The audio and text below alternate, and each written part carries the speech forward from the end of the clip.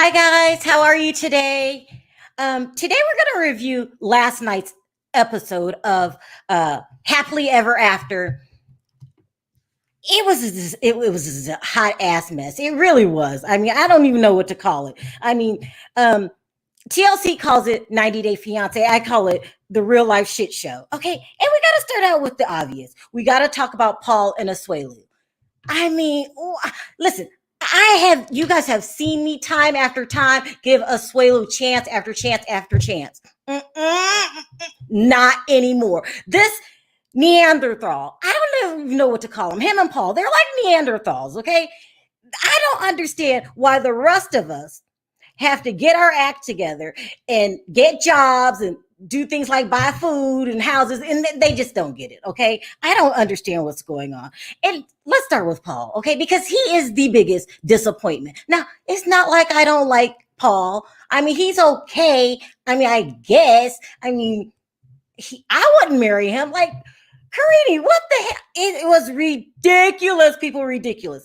Now, of course, on this episode, he still can't find a job. He's still trying to borrow money from mommy, and she's telling him hell no. Like, what part don't you get, Paul? But I don't understand why he can't find a job. Remember before he went to Brazil? I think it was in season 1 when he was a shit shoveler. Remember he said shovel shit for some farm? You can't even go back to shoveling shit. I mean, please, no one has this hard of time finding a job, Paul. Now, I know you think I'm coming down on you, but we got to get real. We got to get really real. Have you put out any shit shoveling applications? Because it feels like you're not trying. Okay, so, and this is just the most ridiculous thing. Let me show you this picture. Okay, so he tried to borrow money from mommy. Mommy said no way. So he tried to get a cheaper place. Okay, you guys know I'm not making this up. He took Karine. They went shack shopping. Most people call it house shopping, house hunting. He went shack hunting. He found this shack, and I'm not kidding, people, a damn shack, okay, that he wants Karine to live in. It's so ridiculous. I can't make this picture any bigger. Can you guys see this?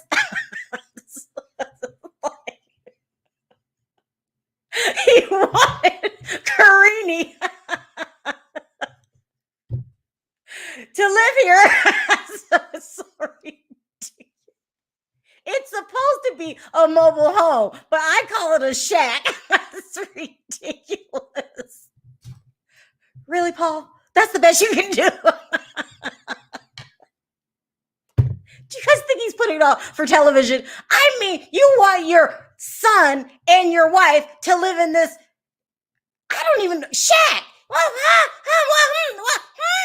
Paul, I'm like your mom. Listen, you got to do better. You're not even trying, people. He is not trying. I mean, he could have had a paper route by now. He could have worked at McDonald's, but he is intentionally, in my opinion, not finding a damn job. This is putting Karine in a bad situation. I know, and it is messes things up for Karine. I mean, just think back to the very beginning when she was like a gold digger in the making. She just wanted to get to America really bad. She has failed her mission, guys, because she picked the wrong one. She needs to go back, in my opinion, okay, to Brazil till Paul can get his act together. It's ridiculous. I mean, I'm not living in that damn shack. It's crazy, people. But let's go on to the next Neanderthal. That would be Asuelu. I know what Asuelu's problem is, people, okay? He has baby envy. He actually wishes he was one of his children. He doesn't like responsibility whatsoever. So in this episode, remember he walked out last episode. This episode, he doesn't come out the room all day. Okay, I know he was hungry in there. I mean, please, he's pouting. Like, that's why I said he has baby envy. Isn't that something your 3-year-old would do? Go in the corner and fold their arms and refuse to eat? It's so ridiculous. Okay, he's mad at Kalani, you know, because Kalani doesn't do her job good. I don't know what the hell he's mad at. He says, you know, they work harder in Samoa. I think he just wants to go home. Like, he has given up. But you cannot go home because you have 2 children and a mean father-in-law. He's not going to allow it, okay? I was going to cuss, but I had to stop myself. It's ridiculous. So finally, Kalani begs him to come to his own son's birthday party. And then he comes out and tries to act like nothing happened. Neanderthal. I mean, baby envy, baby envy. I mean, I don't even think, who wants to be a baby again? He is envious of children. It doesn't make any sense. Grow up, Asuelu. It's just ridiculous. And then Larissa. Listen, you got to give Larissa for having game. Okay. So we all know that she's in the process of being deported and all she needs is a husband to stay here. She somehow manages to take her ex-boyfriend, Eric, who she brutalized, kind of used him up. She got him to take her back and then threw the hint at the same time, like, you're kind of cheap. He said, what do you want me to spend my money on? She said, me new boob jobby. So I'm starting to think, if I just start putting the word E at the end of every word, will I get to just use the hell out of men too? I'm going to try it and see how it works. Because for me, E, it's not working E. I mean, it's really crazy. Then Justice and Colt. This was the craziest storyline. Now, Colt is supposed to, what just happened? Colt is supposed to take his mother to Brazil to meet Jess, okay? But what he ended up doing instead is turned his mom into some kind of, I don't know, freak voyeurism, okay? He kept making out in front of his mom as if he wanted his mom to watch. I mean, tonguing each other down in front of his mother? He gets a weird hotel room. They're all in the same room. First of all, if you wanted to play pity pat all night long, why would you get a room with your mom? Okay, so he gets a room with his mother. And Jess is upset about it because she said they can't. They can't do that all night long. I'm not making this up. I do not make this up, people. Okay. She's upset. And then she says in front of the mom, I can't wait to get with Culty so we can have sex. I don't make this up, people. I do not make this up. What? I mean, do you think she wanted Deb to hate her? It makes no sense, okay? I can't explain the crazy. Now let's talk about Tanya and Sinjin. Sinjin just basically told Tanya in this episode that if they had children, he does not want to raise them in the U.S. I think there's nothing wrong with the United States. I lived here all my life. I really like it. I'm thinking Tanya's getting on his damn nerve. Okay, there, I said it. Okay, I mean, he's thinking of he uses people to bail. I mean, and I don't blame him. According to Tanya, he has this drinking problem.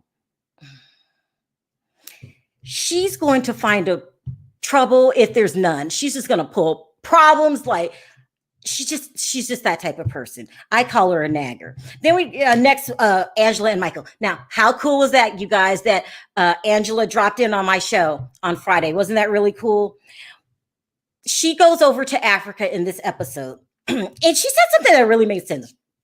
This is just a messed up situation. It's just a messed up situation because, like I said before, I think these two really love each other, but I don't see how this is going to work.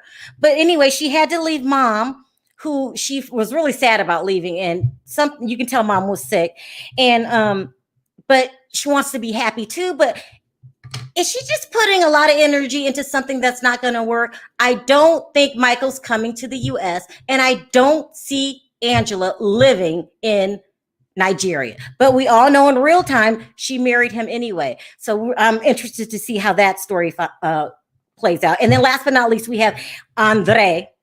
Aren't you proud of me, guys? And Elizabeth. Listen, I'm not understanding Andre. He's I don't know. He reminds me of a stay-at-home pimp because he's really, really hard on Elizabeth. They're in Moldova now. He's talking about how women in Moldova, they work, they clean, and take care of their men, as if Elizabeth wasn't doing these things. Then It just doesn't make sense. He's always harping on her. And like, really, if you really don't have a job at the present moment, are you really in the position to be like, being so hard on her? I mean, shouldn't you just be grateful? That's my opinion. Let's see what everyone else's opinion is. Perry, sound off. What did you think about last night's episode? What's up, Sharrell? Specifically, Asuelu and Paul. Okay, but first, you tempted me with that bottle over there, but anyway. That was the trick I used on you last night. Yeah, I'm just gonna throw it away. You said so much here. Yeah, it's a lot to talk about this episode. It's a lot. But you said Asuelu. What I think is this. I think that he need to grow up, really. And at first, I was sort of hard on her father, Lo, because I was thinking he was being overbearing at first. Hold on. Thank you, Lourdes, for the super chat. I appreciate it. At first I thought he was being overbearing, but who, the father-in-law? Yeah, Lo. I'm starting to see though, she made the mistake by picking him, but the father is still, in my opinion, trying to teach the man how to do it in America. Yeah. But just like any child that's hard-headed, after a while you start to lose your temper. That's how I feel. Yeah. I'm gonna lose it. Yeah, because at this point he's really trying. The father is trying. Asuelu got to, step it up. But at times you might get in arguments, you can do whatever, but it's no way he should have been missing his son's birthday. That's where you draw the line at. Like, I can be mad, I can have this, but at times in life you got to do the right thing. You just really got to do the right thing. Yeah. So, that's what I feel about that one. Sorry, I couldn't quite hear you. Could you please? Something's wrong with my phone. I don't know. Start talking. What about Paul? Paul, he's a trip. I think Paul need to get a job and stop borrowing off his mother. Do you think it's really that hard for him to find a job? Why can't he go back to shit shoveling? Well, I guess he's above that now, so he get to find something different, right? But she's here, and I think that it was a mess when he was out there house hunting. That was crazy. Wasn't that it was funny. But the weird thing about it, Sharrell, and no offense, he showed her stuff probably a step up. Maybe a little less than what she was used to. But when she came to the States, she was expecting that she picked the right person and she was going to live in some mansion or something. You know what I mean? Yeah. But reality kicked in and she's ready to head back south. It's crazy. Let me bring up Andrea. Hold on one second. Let me figure that. That is so crazy. Yeah, that picture's a mess. Yeah. Hi, Andrea. Hi. How are you? Hey there. I'm good. And you? Hold on one second. Let me bring up one more person. Hi, Carla. How are you? Hey, boo. How you doing? Yeah, Hey. Sound off about last night. Oh Andrea, my gosh. Like this season should be renamed like 90 Day Man Child because all of them are seriously worthless except Michael. It's all really of them true. suck. No, I agree. It's Definitely. ridiculous. Go ahead, Carla. What were you going to say? Yeah, Asuelu, I'm just completely over him. That is completely the biggest man child I have ever seen in my life. I have never seen anybody sabotage their child's birthday because they can't go to Samoa. Like, if you really want to go back home, make some more money. Go back home. Do it yourself. He has baby envy. He wants to be a child. It's ridiculous. I don't understand it. Mm-mm. And Andre,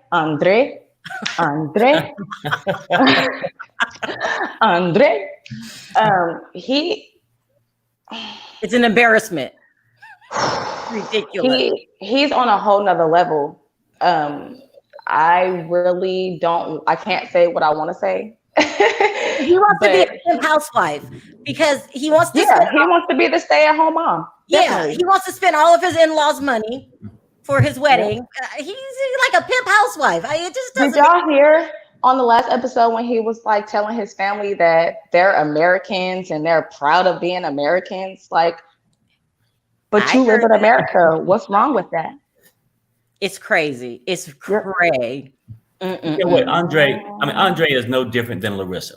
Okay, when they come to the States, let's keep it real. When he comes to the States, now as an American man, I expect him to work. You ladies expect Larissa to work, but when they come with this dream that I can go there and do nothing, that's exactly what they need, right? And notice when Andre was hanging out with his friends, they was like, "Oh yeah, you changing or whatever," and he's sitting back smiling or whatnot like that. His thing is he think he's better than them now. Like he has cashed in the lotto ticket. You see what I'm saying? I got what you want, the American dream. Yeah. Exactly. And then he thinks, hey, I made it to America. I don't have to do anything. I already won already. And that's the way he act. But then I also wonder this, right? Because I've seen pictures of them at like parks, like still pictures and stuff of them hanging out. But then part of me, you know, because TLC been tripping lately, right? I wonder if it's just an act. It could be. You see what I'm saying? So, but at the same time, I can't excuse it because I can only judge them for what I see on TV. Yeah. Now, that's not man-like. But if it's an act and that's just a role you got in the show to be the sorry dad, then he got that going on. You see what I'm saying? Yeah. Listen, thank you, Carla and Andre. I'm going to drop you guys down. All right. Goodbye. All right. You got that right.